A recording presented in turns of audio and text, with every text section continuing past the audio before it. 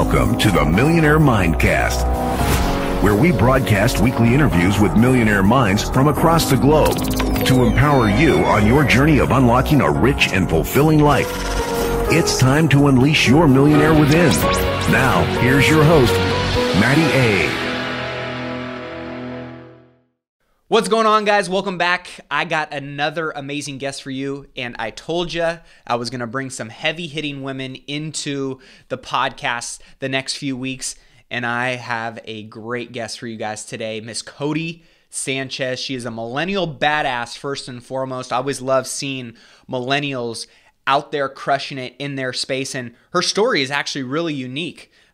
She has, been a global entrepreneur, which we haven't had many of those on the show, and she has really found her niche in a space that, according to her, and I'm sure, many can see why this is probably a challenge, is that this is a space that not many women have broken into. And as a father of two little daughters who I just want to see take over the world, I'm all about the woman power. I am all about seeing, just individuals in general, sex aside, who deserve to be where they're at, get that recognition, get those opportunities, and to just completely crush, any barriers or hurdles that are put in front of them. And Codie's one of those individuals, and she really dives into, her story of how she has been faced with a lot of these challenges, also her family history and the background there, and how that has really set her up to win, and how that has inspired her to, take on some of these mountains and climb some of these peaks in a way that, most people might have shied away from. And you're going to see this girl has some insane grit. I met her at a One Life Fully Lived conference about a year ago and was up on a panel with her, and I was also moderating and just asking questions, and she is as sharp as they come, but she's also real and candid, and she knows what she's talking about. So she has a career that she has carved out in investments and global investing, but also has tied in this social entrepreneurship and aspect of it as well. So I'm really excited for you guys to get to hear what she has to say today in this interview. She brought the fire. We're not going to waste any more time, but if you're new to the show, welcome. I appreciate you checking it out. If you're an aspiring millionaire, if you're an employee, if you're someone who's just kind of dabbling in entrepreneurship, whatever it may be, this is all about adopting the mentality and the mindset that will obviously get you to living like a millionaire, but more importantly, living like a millionaire in all the areas of your life. It's not just about having those 7 figures in your bank account. It's all about living like a millionaire in the other pillars of life that are important for living a wealthy, healthy, generous life. So with that being said, if you want some reading material, I always love to offer an item of value. We have compiled the top 50 millionaire recommended reads. You can get that at mattaitchison.com and download that for free. Many other free resources there, so be sure to check out the website, show notes and links of all the other episodes and interviewees there as well. Or you can just text the word millionaire books, all one word, no spaces or it won't work. Millionaire Books to 44222. It'll ask you for your email. Send your email back and it'll pop that PDF right into your inbox so you can get your mind in the right place, because that's ultimately the foundation that all of this wealth, all of this lifestyle, all of this freedom is going to be created from, and where it's going to be unlocked. So with that being said, feel free to download the resource. If you haven't reviewed the podcast yet, be sure to do that. This is, a free podcast, guys, and the way that I continue to reach more people, to reach people like you, to reach people who are really seeking this kind of information and content, it's through organic search traffic in iTunes. So if you leave a review there, I'd be greatly appreciative. With that being said, let's dive into the interview with Miss Codie Sanchez. Welcome into the show today, Codie Sanchez. What's going on, girl? How are you, Matt? I'm so excited to be here. Thanks for having me. Yes, last week connected, I was facilitating a panel that you were on for being a badass entrepreneur who is just crushing it in their space. Specifically also being a millennial and having the track record that you had. I think, well, I know for me personally speaking, reading through your bio and all of the success you've had, I was just, flat out impressed, but more so when I actually got to connect with you and some of the real conversations that we had is you are someone that not only is just crushing it in your space and you're relentless and going after, the achievement of those goals. But you're also very, very big in how you give back and you share and you empower other people, which I just absolutely love. And it seems like it's kind of a common thread amongst a lot of the younger generations who really want to share and support and serve at a high level, but also get out there and crush your goals. So for the people of the Millionaire Mindcast that don't know who you are, what Codie Sanchez is up to, how the heck she got to where she's at today, give us a quick little synopsis of your entrepreneurial journey and what got you started and kind of, what led you to where you're at right now. Sure. Well, I think probably the most important part is I've never been very good at coloring inside the lines, Matt. So if there was anything that mandated a 1, 2, 3 step process that really tried to categorize you or keep you inside of one box, I just naturally fought against that when I was young. And to this day, I'm in my parents' home, so my childhood home right now, actually in Arizona. And so we were talking with all of my grandparents, and they were telling stories about, my first interactions with them. And it turns out I was like kind of a hellion handful since I was 3 years old, when I was like, telling my grandfather F words and stuff. And he's like, where did you learn that? I was a total nightmare. So, and I like that. I threw my first protest when I was 15 in high school, actually, against our school, and had the radio stations come out, and we wanted some different types of classes. And so before I ever talk about anything I do or have done, I always preface it with, I don't have any sort of secret sauce, any crazy intellect. I certainly have plenty of luck and a great network, but I think more than anything else, it's that I have like that little subversive gene inside of me that just says, when somebody says something is absolutely impossible, I kind of grin and I like it. And so, that's led me to do some cool stuff. So my background is I had quite a large international investment business in Latin America. I sit as a venture partner at a venture fund called Magma Partners. I have sort of spoken around the country and around Latin America and Canada about how to build businesses that you love, about how to get VC funding, about how to raise billions of dollars. I've done the more traditional route of Goldman Sachs and Georgetown and, climbing my way up through the financial ladder. And then I'm kind of in this mix now between the investments landscape and the idea of startups and this really cool space we have today, which is like the media at our fingertips. We can all be producing content and creating when I'm in my parents' childhood home, and Matt, maybe you're like in between, flipping 6-figure houses or whatever it is. Yeah, right. So that's awesome. You're very humble, because that didn't even scratch the surface of some of the things that you've done and that I've, learned just impressively that you've, accomplished all in your 20s, that I want to preface. And I love to hear more about, obviously your track record's great, right? But there's a lot, especially in the financial sector, there's a lot of barriers to break through and go around and to see what you've done in this massive landscape. I'd love to unpack that a little bit and get a better feeling for how you were able to break into this sector and this space, and how you were able to take this global, right? Because you're multilingual, correct? Correct. And yep, Spanish, English, and Portuguese. Okay. And did you study to go to school for this, or how did you fall into this path? Yeah, well, fall's a good word. I think certainly luck favors the prepared. And so I've always been the type to jump on opportunity, never been the type to actually been able to script out my life plan as I'd like to. I think there are some people that just, they said, I want to be an astronaut my whole entire life. And so I'm going to work through it to become an astronaut. And I'm actually really the opposite. I learned through kind of screwing up. So every time I make a mistake, I'm like, oh, I don't really like that. So on to the next thing. And I haven't figured out a way to not learn through quote unquote failing or figuring out things I don't like. That's sort of my process. And so where this all started is I graduated a year early out of college, and I went to Arizona State for undergrad. You know, my father didn't have an opportunity to go to college. He and his family are Latino, and so they were immigrants. And so I was very lucky to get to go to college, and that's something that he didn't have the opportunity to do. But my last year of college, I graduated early, and I was a journalist along the U.S.-Mexico border. And at the time, we were writing really just trying stories about human struggle and strife that, if we're Americans, we don't really understand in these, you know, emerging market lenses, right? And so we wrote this one story, and we got some awards. We got a grant from the Howard Buffett Foundation, so Warren Buffett's son, to write this story.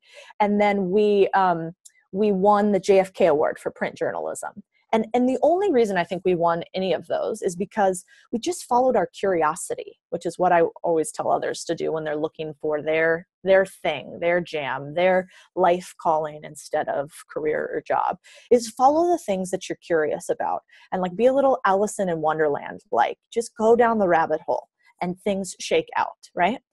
And so we wrote this last story, won these awards, and then we came back to give the awards to these people in the town called Agua Prieta.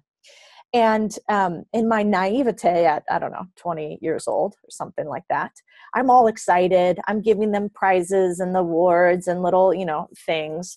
And one of the women in it, she had gone through real difficulty, and she said to me, you know, oh, Codie, this is so great. Now that everybody knows what's happening to us, you're going to fix it. Right? Like, America's going to come in and you're going to fix this and things are going to change. And I had to say, like, no, you know, sadly, that's not how it works in journalism. So the way that I got to finance was actually realizing that I don't want to write people's stories. I want to rewrite them. Wow. And I thought, well, how could you do that? Yeah, you've got to understand power. And I think power, the only language that every country, religion, group speaks, is green, and it's monetary. And so I figured that I would figure out how to find my way through finance, maybe start to understand this language of power, and then I could rewrite stories instead of just write about them. That's amazing. So you didn't go to school for finances, like numbers wasn't your jam. It wasn't your background. So going into this space, how were you able to break into it, for one, and not just survive in the space, but actually excel, to thrive, right? Because you have now really created this vast landscape of connections and network, $1 billion raised with a B, right? Not many people can say that in their career, let alone in their 20s. So I really want to kind of get a better picture of how someone who didn't have a background in something bridged the gap, and not only crossed the bridge, but then made it their jam, made it their space, and blew it up. Yeah. Well, have you ever done jujitsu or any sort of hand-to-hand combat? Martial arts? Yeah, absolutely. Okay. So in jujitsu and most types of hand-to-hand combat or martial arts, you think about how you start off as an amateur. As an amateur, you typically start off like pounding, hammering, like really trying to strengthen muscle things, right? Because that's how you're taught as a young person, that if it's not really difficult and if it's not really hard, you're not going to be able to knock this other person on the ground or whatever the case may be. Right. And then you realize in jujitsu that actually that's the opposite of what you want to be doing. You're looking for leverage points, inflection points. You're looking for the fulcrum on which to place your lever. And so once you find that in martial arts, which I think everybody should do because it's kind of like chess with the body, once you find that, you realize like, oh, if I just tweak this little way, I can knock over somebody that's 4 times my size and I'm not even sweating. It's so easy. You have to do it to believe that it's possible, right? Totally. And so I did the same thing in my career.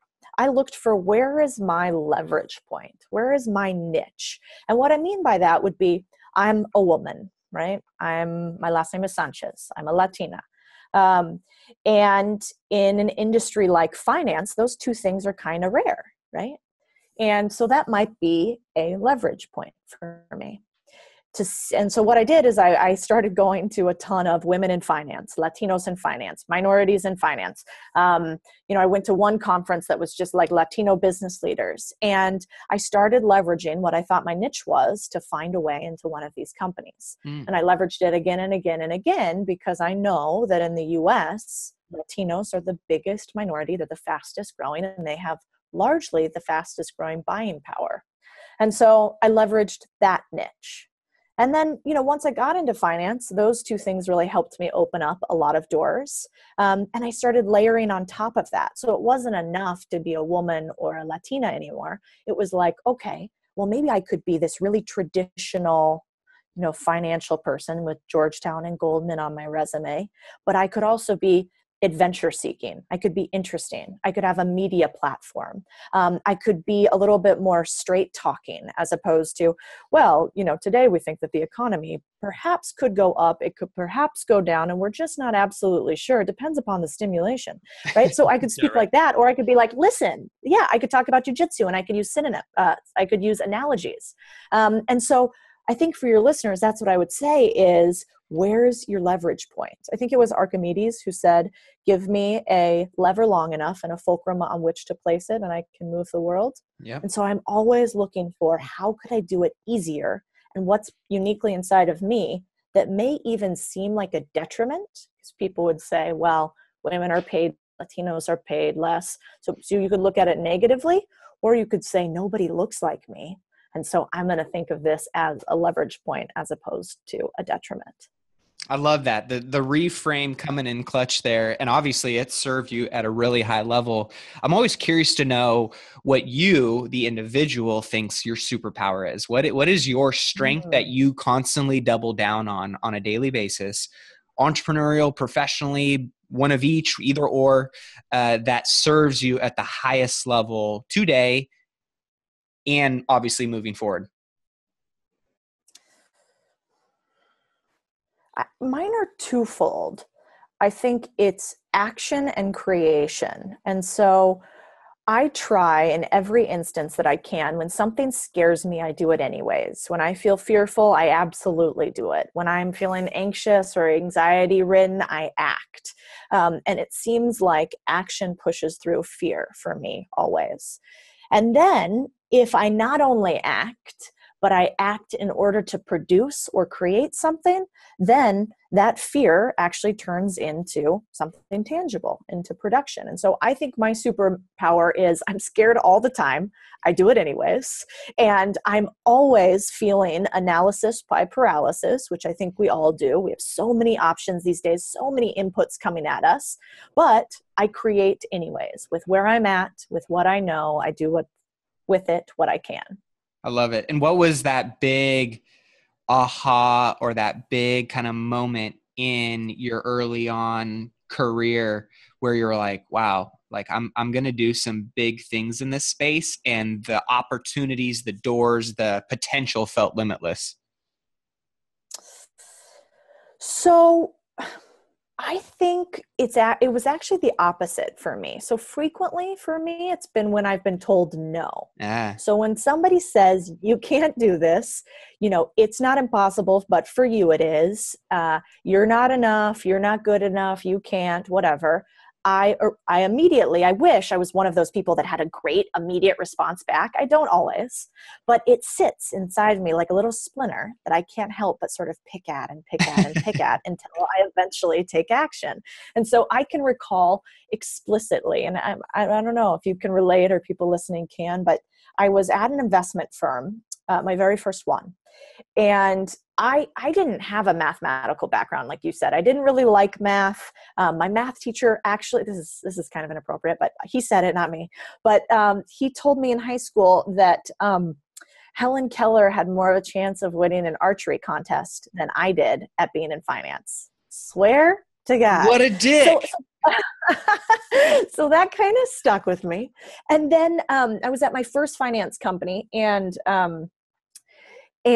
I felt like I wasn't good enough. I couldn't keep up with everybody else. It was a ton of Ivy List kids, and I went to a state school because, I didn't even know you could apply and study for the SATs and those kind of things. I had no idea when I was younger.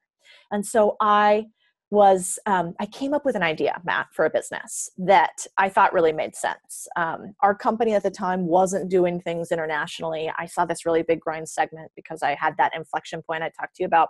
So I came up with a job. I was like, gosh, we should start this business. I can do it. You don't have to pay me anymore. I'll take it on in tandem with everything else I'm doing. And I presented it to my boss. And he took the idea and he was like, this is kind of interesting. Went back to his superiors, whatever, took the thing. He's like, you know what? Calls me back down to the office a couple hours later. And he's like, if you take this job, you're going to have to move to Philadelphia. You've got to, do all these different things. You need to be ready to go in 3 months. And I'm like, Ron was his name. I'm like, Ron, I got it. I'm your girl. No problem. I call up my mom. I'm like, Mom, I'm leaving. I got to go. We got to start packing everything. I got this new gig. She's like, oh God, Codie. Okay, whatever.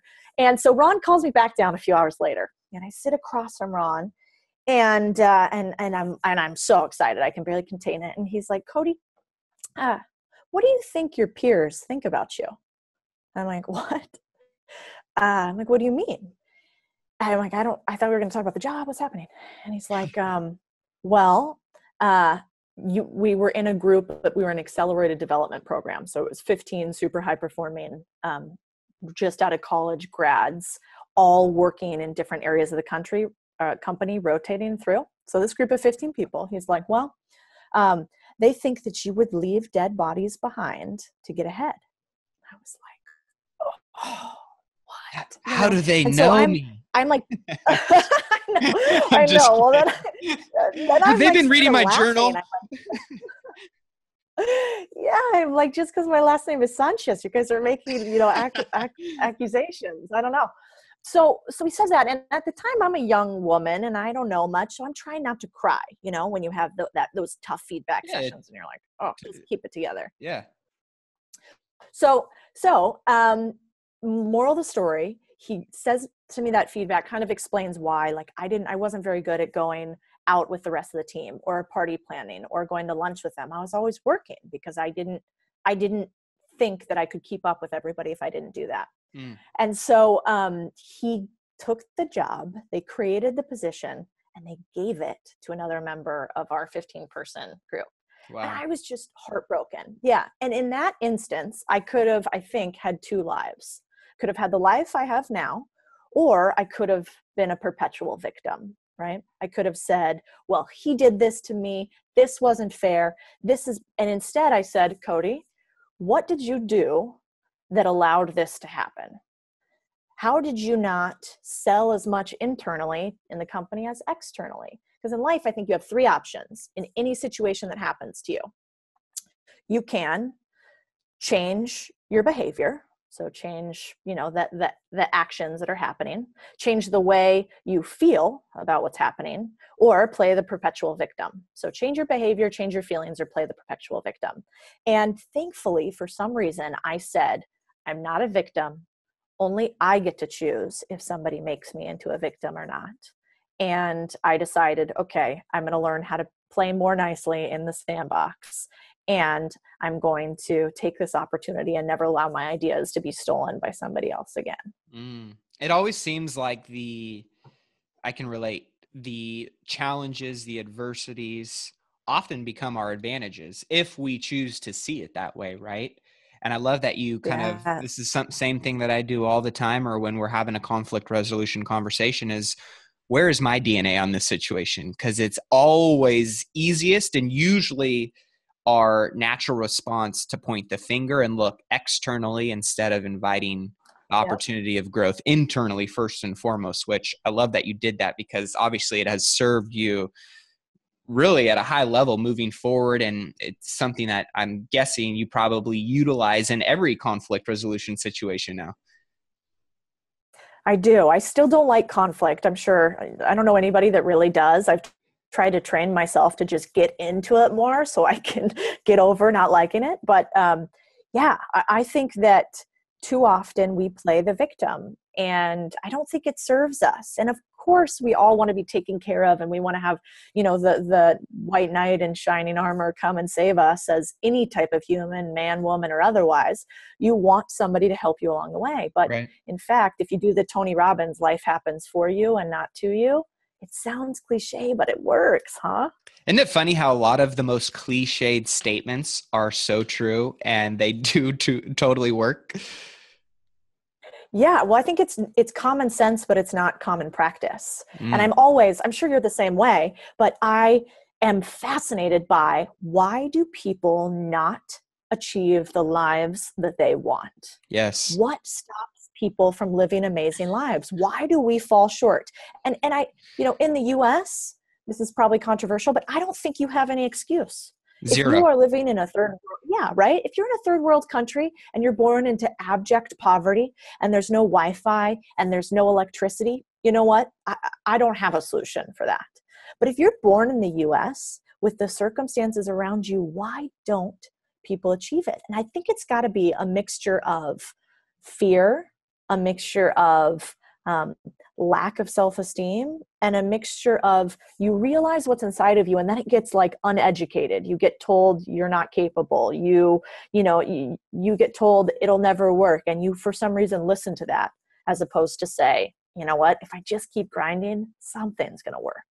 Yeah, it's so true. If you think about it, I mean, a lot of my travels to third world countries make me come back and feel so grateful and also so stupid for some of the stuff that I complain about, right? Sometimes. And I always try and Oh, yeah. check myself on complaining and negativity and that kind of stuff, right? And yet it's around us all the time. So we are exposed to it. You can obviously fall victim to it, but it just makes you realize, especially hearing some of the success stories of people who have had far less with way more challenging circumstances, and yet they find a way to thrive and to, create opportunity and to build these massive networks and to not only make a lot of financial gains in their life, but to just live these fulfilled lives that impact them, their families, their communities, the countries they come from. And we are in the US at the end of the day, in the big picture of the world, the 1%, right? We're all living a 1% lifestyle. Now there's the people living the 0.00001% of the wealth spectrum. But at the end of the day, if you're in the US, you live a 1% lifestyle, and you have no excuse for why you cannot go out and create, a life on your terms, a life by design. So you were I totally agree. cruising into your space, and obviously, I always call them the majestic failures, constantly failing forward. Those are the best learning lessons that lead you to the next stepping stone of life, or the next stepping stone of opportunity. And obviously it's not failure unless it's final, right? Unless you stop and you quit, whatever it may be. But you were getting into your space and having some major success. And then I love the fact that, personal development has been a big part of your journey, and now you're speaking and you're still doing. So help people understand what is your current kind of focus and day to day look like right now. In addition to, obviously, you have a very well-recognized personal brand in not only the entrepreneurial space of inspiring women and power players that are females, but also obviously just in general, a motivational and inspirational speaker. Tell us what those two parallels look like and how you have them working together in this journey, instead of just feeling like you have to be one or the other. Sure. Well, that's a huge pressure. And I think people push back a lot when you're multifaceted. They don't like it. It's much easier to just say, I'm an attorney. I'm Niche a doctor. down, and that's you. That's your identity. No more. Yeah, exactly. And I think it's hard to push back on it, but you have a moral imperative too, because any sort of successful monetarily human has multiple streams of income, period. And so I think it is a major problem that our corporate ecosystem mandates one income stream being your salary. It's actually like really fiscally irresponsible because a company gets bought or a company goes bankrupt, or a new product emerges and you have no fallback. That's really a wrong thing to do to your employees, in my opinion. And so I've pushed back on that almost my entire career. And it's very hard to do in finance because we're hugely regulated. And so people say to me constantly, Codie, you got to watch what you say. There's lots of things I can and can't do. And there's a lot of downside to speaking out and getting a name, because then people are watching you and they're looking for you to trip up. Yeah, targets on the back. And Exactly. And I remember one of my bosses said that to me at one point. He's like, you're putting a big target on yourself. And I kind of paused and I had to ask, why? What do you mean? He's like, well, if people know you and you know what, and they know what you're doing, I'm like, well, hopefully I'm doing the right stuff. Right. And if I'm doing the right stuff, then I have to have a belief that being out there and having a face is a good thing. So to answer your question, I sort of have 3 buckets.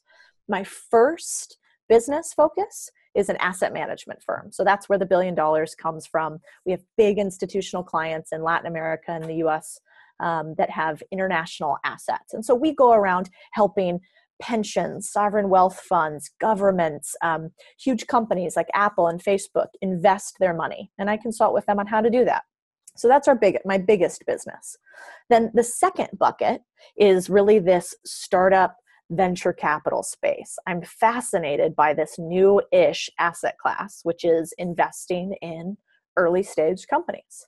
And so with that, I do some work down south with Magma Partners, and I do some work investing in, I've had 24 companies now in my investment portfolio. And within that range, I do a lot of working with accelerators, speaking at incubators, talking about how to grow internationally, how to do sales in your business. And then the third bucket is really this multimedia bucket, which would be speaking, blogging, interviewing, podcasting, social media, all of those things. And that one's really much more inspirational. So it's much more, why to build the life that you should. And then you get into some tactics as well. But it's hopefully showing, hey, there's a girl that kind of looks like me, or maybe she's also struggled and I've had struggles in my life too. And so if she can do it, she doesn't seem that smart, I can do it, and that's the thought with the 3 buckets. I love it. I love the fact that you have a little diversity in each one. And I personally think nowadays it's critical to have an outward facing brand where you do have a face and people can connect with you, whether you are the brand or you're the mascot of the brand, or you're just one of the band members behind the brand. It's important to have your own voice, your own, followership, your own content. And I love that you've brought that into the financial sector and the financial space. And so you guys you have your 3 different buckets that you're focusing on.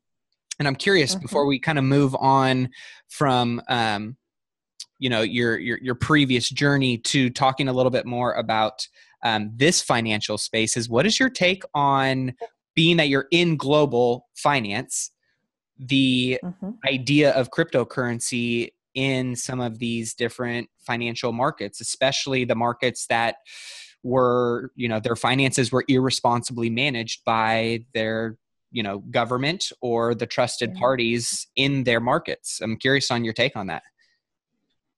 Yeah, well, I think there's 2 themes there, right? There's the price of some of the cryptocurrencies right now. Yep. And how people are utilizing them as investment vehicles. And then there's the underlying technology of blockchain.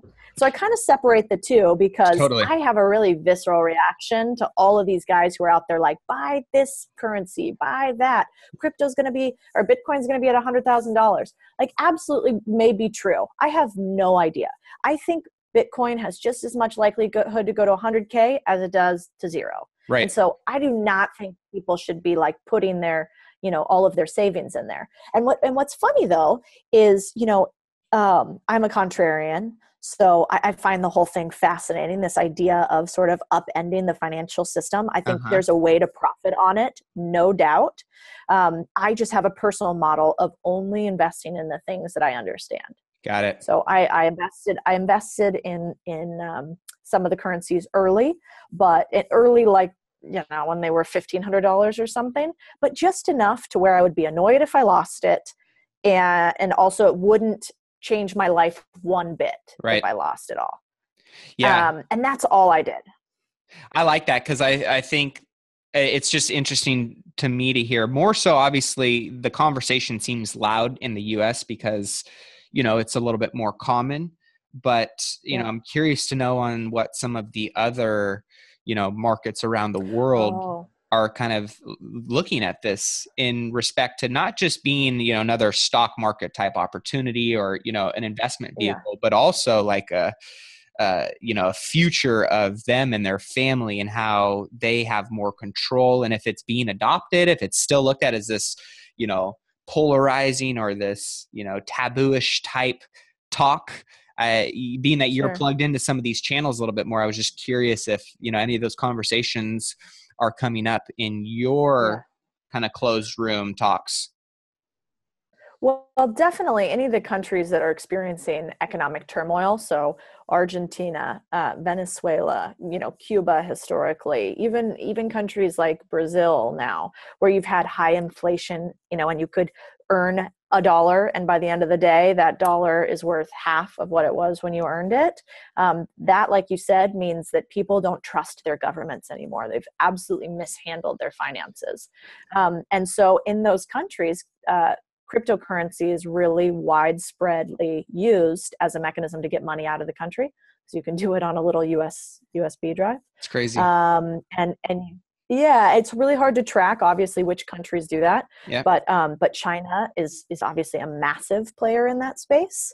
And if I was a Venezuelan or an Argentinian, I can't blame them. I would do the same thing. So I think governments are paying attention to it. And certainly their citizens in those countries are saying, they've always actually said that they don't trust the local currency. They've just had to buy hard assets instead. So, a lot of my clients would have to buy a ton of real estate in Miami, right? And now they might just take a small file out of Argentina and put it in another, in a Swiss bank account. But, it's also in those countries, it's a lot about safety, about, in Mexico, if people know that you have hundreds of millions of dollars, what could happen to your family? Right. And so, yeah, so I think cryptocurrency will continue to play a role from an anonymity standpoint. And that's probably a large reason why the price has gone so much, is people are willing to pay for privacy. Yep. But I'm even more interested in how is blockchain going to disrupt, finance in general. Yep. Well, if you think about it, finance, pretty much any major industry, it's going to be a disruptor, and it's already, doing just that. But it's really interesting to talk about it in the context of the financial sector and what that's going to look like, being that this power, house, this juggernaut that essentially controls, every single person's life, their livelihood, their future, their freedom, how they feel, what they wake up to go do every day, right? A lot of that is dictated through the financial sector and the opportunities in the financial sector. And one of the conversations that you and I talked about before the interview, which I think we're seeing at the end of the day, statistically, more and more people are going to work for themselves. More and more people are, quote unquote, becoming entrepreneurs. They're going into business for themselves. And I think, us as millennials, we've seen our parents go through a lot of financial turbulence outside of their control, right? And you see a lot of the previous generations can totally relate to that. So current generations and future generations, I think, will see, it'll make a whole lot more sense to go, hey, I'm going to let it ride on my shoulders, not on somebody else's shoulders. And so more and more people are going into business for themselves. And you and I have talked a lot about, this conversation too, which is contrarian business models. For those that don't understand what that is, what does that mean to you? And why is it such an interesting topic of conversation? How is it applicable to what's going on right now and moving into the future? Sure. Well, I have an issue with the idea that you aren't compensated for your output, you're compensated for your time input, right? And so this idea of a 9-to-5 workplace, I kind of struggle with this idea, because I think that if my team is quantitatively proven to bring in more money, to create more, to produce more, and we're just an A team, and we do it in half the time of a B team, I think that should be a positive, and we should be able to have that extra half of our time to live our lives and to have those interesting cross-pollination opportunities that come together when just like Steve Jobs, when you take a calligraphy course in tandem with a Swedish, design manufacturing input, in tandem with, a focus on code and computers, something beautiful emerges. And I still think, as much as we're talking about it, there are very few companies that really put their money where their mouth is Mm. on this idea of, we're going to compensate you for what you produce, not how long you're at your desk. And I think one of my favorite ones is Netflix. You know, if you've ever read the Netflix HR policy presentation, the PowerPoint's amazing. And it's really simplistic, but basically they talk about the same model that, who was it? I think it was The Small Prince, where they said, I'm going to mess up the quote, but it's something along the lines of, you know, if you want to build a boat, you don't tell the boat builders to go cut down trees, bring in tools, and organize. You teach the boat builders to yearn for the vast and open sea. And so I love that philosophy of, so can we just teach instead? Can we teach people to strive for success and to strive for production and to love that high, as opposed to wrap them in so many processes that we become Big Brother, 1984 Orwellian in the way that we manage people. And so contrarian business models are exactly that. How can you create massive cash flow because there's no honor in poverty, and at the same time have a lot of freedom? And I think this business model is starting to emerge more and more. You're seeing it with Richard Branson, has done this for decades. You're seeing it with some of these, multimedia sort of mavens like a Ferris and a James Altucher. And I think you're starting to see it with companies like, Netflix saying, we're going to expect a lot of you production-wise, but if you can outsource it intelligently, if you can create and produce more, we're not going to wring every drop of your life out of you in order for us to make up for B-level performance. I love it. I think it's brilliant. And at the end of the day, it's inclusive, right? And so it gives people some DNA in the process of what not only the outcome is going to be, but also how you're going to get there. And instead of it being, like you said, this X's and O's, type framework, it's a blank canvas and we know where we're going, and collectively we can create something together that may be done a whole lot more efficiently and productively than if we were to put it in this box and say, this is how it has to be. So I think it's a brilliant idea, especially when we're talking about mind bending, earth altering type projects and products and services that are being put out there today. So what are some of the most important mindset strategies or disciplines, or maybe even just routine type habits that you see other people that you're modeling after or that you're doing on a daily basis that you feel is imperative for a successful, productive, professional career and obviously personal life as well? Sure. Well, you know David Osborne as well. He's part of your crew. And so I just saw him in Austin a couple of weeks ago, and we were chatting, and and he said something that I loved, which was, you either work for equity or you work for knowledge. Or he says he works for equity or knowledge, and most people work for money, right? They don't think about the other two. And I think that's a major issue. And what he means by that is, the people who create massive generational wealth are people who have equity or some sort of percentage ownership of the company, and or the people who take the job that they have and leverage the knowledge that they got from it in order to create something else. Mm-hmm. You don't actually ever create generational wealth from a 9-to-5. Merrill Lynch's CEO has said that for years. There's sort of, I think it's 5 ways to create massive wealth. So you can inherit it, you can marry it, you can be in real estate, your business, you can create a company, or you can create a fund, an investment fund. Those are the 5 real ways that you can have generational wealth.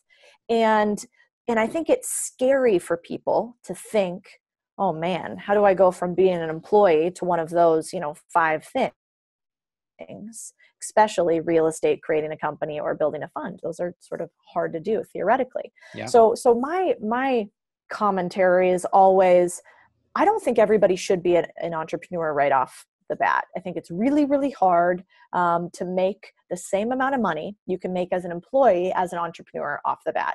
You need to save up a pretty solid amount of cash, I think, because I don't ever want to have to be short-term thinking in my business because I don't have enough money to ease pressure on myself. I don't operate well in that situation. I don't think most people do.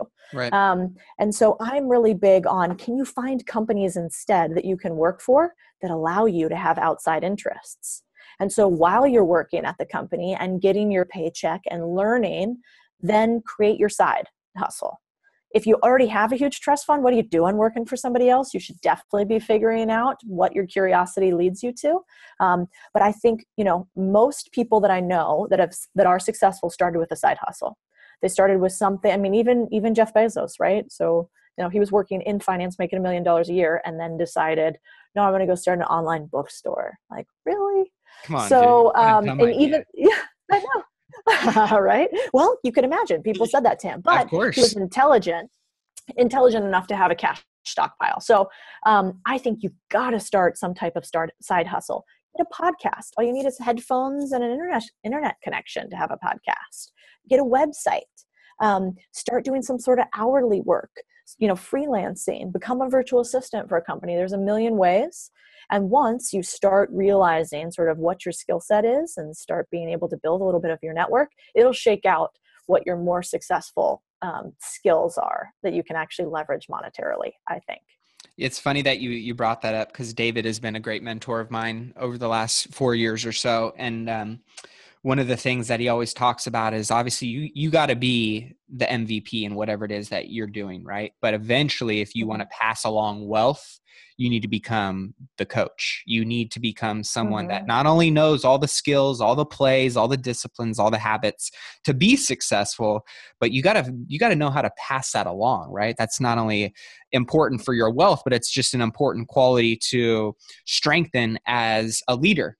And in order to have mass impact in the lives and in the areas that you're most passionate about serving and supporting, you got to figure out how to, communicate at a very high level and coach people into those kind of skill sets and those kind of opportunities for themselves. So I'm always thinking of being, the player coach kind of analogy and mentality of it's one thing to be a legendary quarterback, but one day, in order for you to pass on that legacy, the best way of doing that is to coach and to give it to somebody else. It's the same thing you hear about all the people who, lose all their fortunes after winning the lottery, a couple years later, or how trust fund kids, get all this inheritance and they lose it a couple years later. It's because they don't have the knowledge and the skills. No one coached them or trained them or passed that information along. So very important to master the skill set. Also important to be able to deliver it and duplicate it through other people, right? Oh, absolutely. Well, not to mention, I get really perturbed when people respond to the question, how are you, with I'm busy. Have you ever heard people say that? They're like, how's it going? Oh man, I'm so busy. I got so much stuff going on. How are you? Oh, I'm up to here. I can't. I'm like, no, you're not really busy. Like if you're the president of the United States, you might be busy. But right. Anybody else, we're just bad prioritizers. And so, I would love to get people to start doing a not to do list. Like stop watching TV. Just stop. That's it. You don't have to do anything else. Just stop that one thing. And what's going to happen is you're going to fill it with something else that's probably more productive. So all the people who are like, no, but I can't get to the next stage, but I don't like my job, but I don't like my life. I'm always like, I totally get it. It's a really hard thing. Like I have a lot of empathy for that. I've been there multiple times. And then I ask them, do you watch TV? And if they watch TV, I'm like, stop it. That's it. That's where you start. It's the simplest thing to stop doing.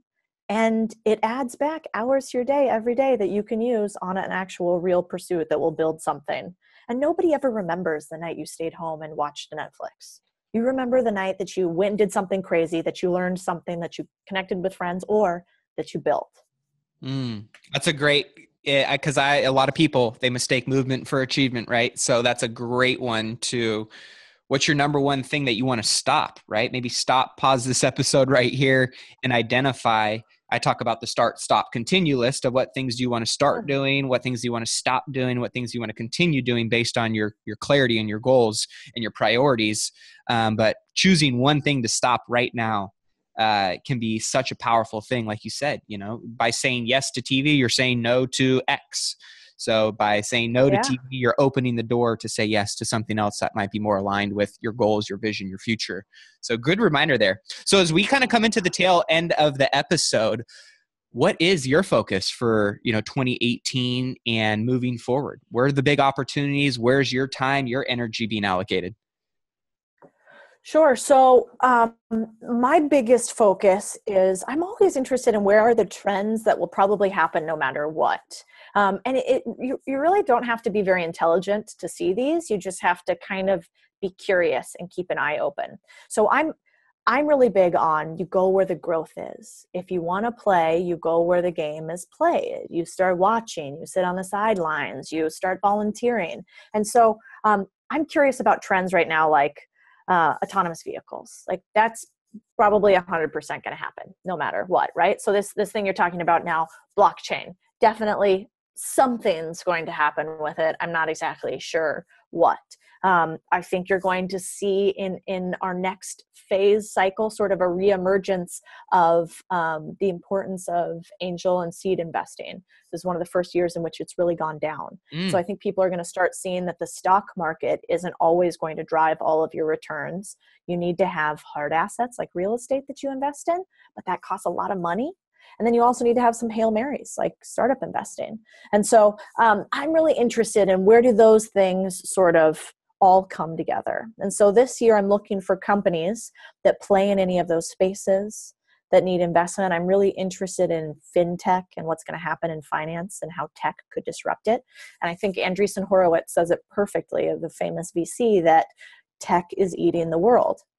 And so I want to be where growth is. And I think it is tech in some way, shape, or form. And so everything I do is figuring out how can we leverage this growth? How can we get around other people that are playing in this game too? How can we automate and outsource all the things that aren't productive but need to be done so that we can focus on these sort of like 3 standard deviation game-changing events? So that's what I talk about a lot on my website. And when I'm speaking, I want to be around those other strivers. I'm not very good at working with people on how to get drive and how to become motivated.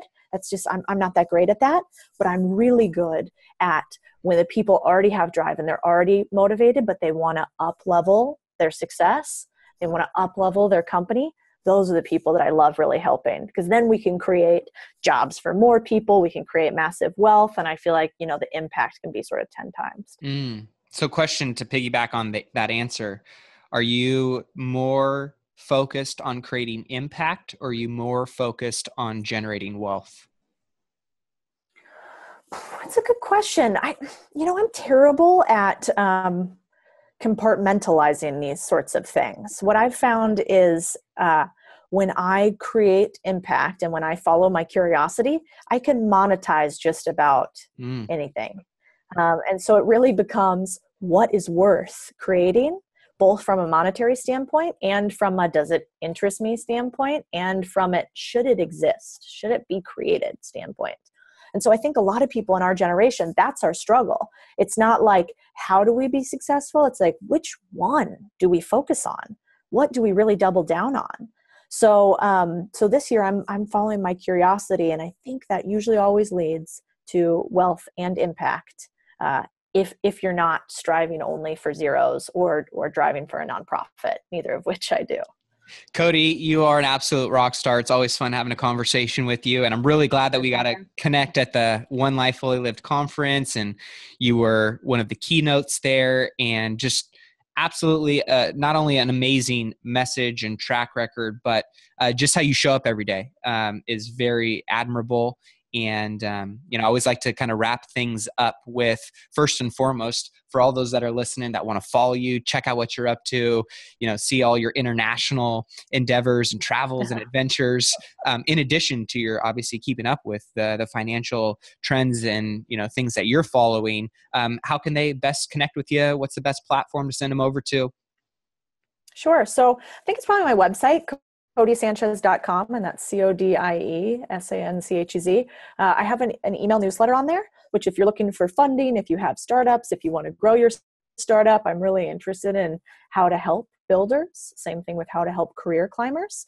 And that's very selfish because I love investing in those kind of companies. So, I like to invest, I like to advise, and as you grow, I grow. So that's kind of how that works. And then obviously on Instagram and Twitter, those are where I'm most probably frequent, which is the same thing, just at Codie Sanchez on either one of those. And we'll be sure to link up all of those in the show notes or in the show description if you're watching this on YouTube. So be sure to check all those out. And so final question, we always wrap it up, and you've kind of alluded to this a little bit, but I always love to hear the definitive answer. What is your definition of wealth? Oof. My definition of wealth is getting to do the things I want to do, when I want to do them, where I want to do them, and with the people I want to do them. If I can do those four things, then I think that's how I define wealth and ultimately freedom. You guys heard it from Codie Sanchez. Thanks, Codie. Well, that does it for this interview with Codie Sanchez. She's an absolute beast. I'm super grateful that she came on the show today.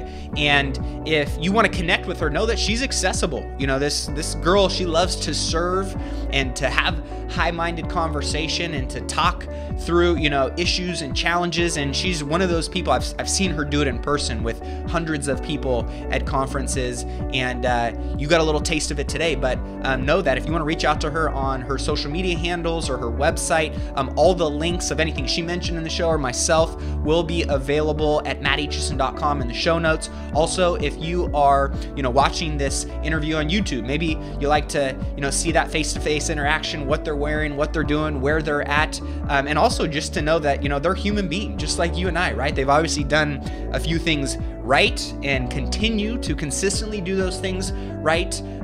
You can watch these interviews on my YouTube channel, Matt Aitchison.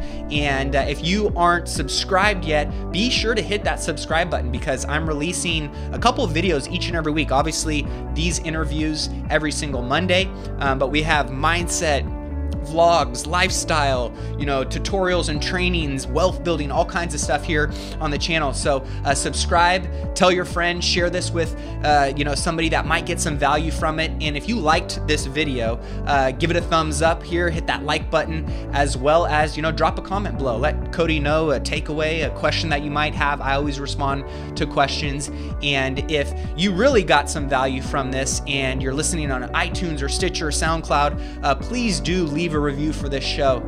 This is the way that I continue to organically share this content. It's free. We want as many people as possible to access it because it's just that one thing, whether it's one conversation, one takeaway, one aha that could change somebody's life. This was the reason why I started the podcast myself, was the one conversation I was invited into completely transformed my life and set me on a new path. And so if you heard something today or in a previous episode and you haven't left a review in iTunes, I would greatly, greatly appreciate if you did that so we can impact more people who really want access to this stuff because, this is stuff that isn't available to a lot of people unless they know how to find it. So with your help, we can do that. If you got questions for me personally regarding the episode, maybe you got a guest recommendation, somebody you want to hear me interview, feel free to tweet me at my handle on Twitter, official Matty Aitz, the same on Facebook, it's the same on Instagram. I always love connecting with all the listeners and guests like you. So please reach out. It's always fun to connect. And if you are, I'm constantly getting asked, will you mentor me? Yes, I do have one-on-one coaching for a few select clients, but overall, I have found that there is more value in collective mentorship in your peer group and your tribe and the people you surround yourself with. I'm sure you've heard that some of the 5 people you hang around is usually the level of achievement and success you will have in your life. Show me your peer group, I'll tell you how much you're going to make, right? There's all these different cliched statements and they always go back to your mentors and the people that you're spending your time around, the people that are speaking into your life, that you're learning from, that you're modeling after. And there is the ability to have millionaire mentors like Codie, like other individuals that I've interviewed on this show each and every month come and speak into your life. You can check that out at millionairementorsmastermind.com for more information there.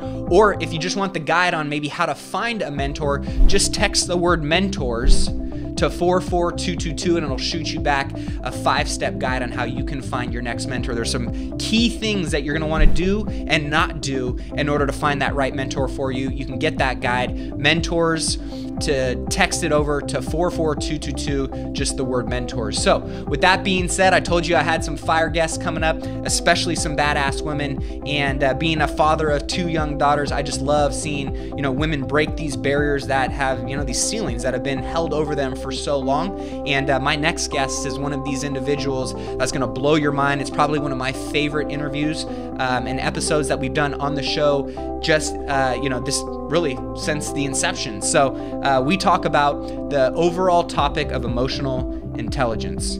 And this is something that if you want to achieve happiness, success, fulfillment in all areas of your life, you need to be emotionally intelligent. And Bonnie Kelly is going to blow your mind. So be sure to tune in next week. Fire episode coming up. Until then, keep investing in yourself and your wealth on your march to $1 million and beyond. Cheers.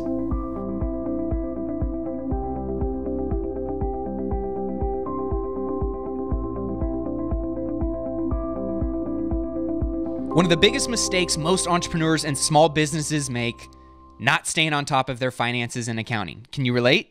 Well, thanks to FreshBooks, this part of your business doesn't have to be a thorn in your side any longer. I think we can all agree the working world has changed, and with the growth of the internet and today's new business landscape, more and more people are going into business for themselves, becoming small business owners and entrepreneurs. And FreshBooks is a premier accounting software that will simplify and organize all of these needs for you. FreshBooks and their all-new version of their cloud accounting software has been redesigned from the ground up and custom built for entrepreneurs and business owners just like you and I. It's ridiculously easy to use, and it's also packed with powerful features that make it so you no longer need to be a CPA or a financial guru to stay on top of your numbers. Whether you want to create and send professional-looking invoices in less than 30 seconds, set up online payments to get paid from your clients faster, tracking client invoices and accounting, the list goes on. FreshBooks has your name all over it. And the great thing is they're gracious enough to offer a 30-day unrestricted free trial to all my listeners. So go ahead and claim it. Just go to freshbooks.com/Mindcast and enter Millionaire Mindcast in the How Did You Hear About Us section.